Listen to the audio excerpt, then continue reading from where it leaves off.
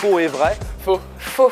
On fait beaucoup de sport évidemment, mais surtout on l'analyse aussi. Donc on l'analyse, on le pratique et le but d'ailleurs c'est de faire l'aller-retour entre la pratique et l'analyse. Prêt? Il y a aussi beaucoup de matières scientifiques et littéraires. Ça peut être de l'histoire du sport, de la sociologie du sport. Ça va aussi de l'anatomie à la psycho, à la physio. Moi justement, je suis venu, je pensais faire plus de sport. Au final, on en fait assez, mais on a beaucoup de cours de matière scientifique à côté. Perdez pas votre garde. Voilà. C'est faux. Faux. Faux, faux, faux. Lorsqu'on a un bac L ou en économie ou tout autre bac, il ne faut pas s'interdire de s'engager dans un cursus en STAPS. On peut analyser la pratique d'un tas de points de vue, on peut l'analyser socialement, on peut l'analyser historiquement, culturellement et pas seulement de façon biomécanique ou physiologique. Donc ça veut dire qu'en fait les sciences dites dures ne sont pas absolument nécessaires, même si évidemment c'est aussi on va dire un atout, mais c'est pas suffisant. Alors toutefois il y a un truc qui va vous réguler, lequel? Le sang est une bonne réponse. J'ai des amis qui n'ont pas fait S et ils réussissent très bien aussi. Donc je pense qu'on peut réussir sans faire S. Ceux qui ont fait des bacs autres que S peuvent être avantagés dans d'autres matières.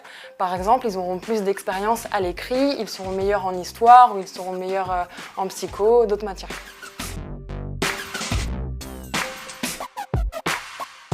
C'est faux. Alors là, faux. Faux. À partir des années 80, mais de manière beaucoup plus affirmée à partir des années 2000, 2005, il y a une diversification des filières de formation en STAPS qui autorise de prétendre à des métiers liés au management du sport, liés au milieu handicapé, liés au milieu de l'entraînement.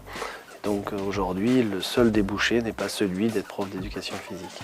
On peut également intervenir dans le milieu de l'entraînement, on peut intervenir sur l'organisation d'événements, bref, on peut intervenir dans un tas de champs possibles. Aussi, on a des étudiants, et c'est en nombre assez significatif, qui viennent finalement vers notre formation pour obtenir le diplôme de licence, mais qui vont préparer un concours qui, a priori, comme ça, n'a rien à voir, mais pour lequel il faut un diplôme de licence. C'est par exemple tous ceux qui vont vers le concours pour devenir sapeur-pompier, gendarme. Ce que je vous propose, c'est qu'on reste sur les équipes de 6 et qu'on fasse rentrer les remplaçants au fur et à mesure, parce qu'on n'aura pas 3 équipes ici, 3 équipes à gauche.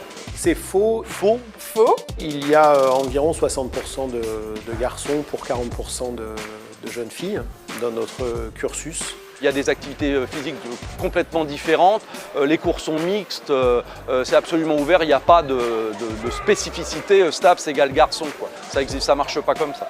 Généralement, dans les masters, il reste plus de filles que de garçons. Au début, il y a plus de mecs, mais après, non. C'est faux. Faux. Mon point de vue, hein, vrai. L'attractivité est très importante, elle nous met en difficulté, mais aussi ça signifie que notre cursus de formation intéresse. La première année, c'est vrai qu'on est trop nombreux, mais ensuite c'est très bien, on est assez d'élèves. On a la moitié d'échecs en première année, donc sans doute il y a une mauvaise orientation pour beaucoup d'entre eux, mais en même temps il y a aussi un engouement, c'est assez porteur. Et puis il y a aussi des débouchés dans la filière, donc évidemment une filière qui a des débouchés attire, quoi, c'est assez logique.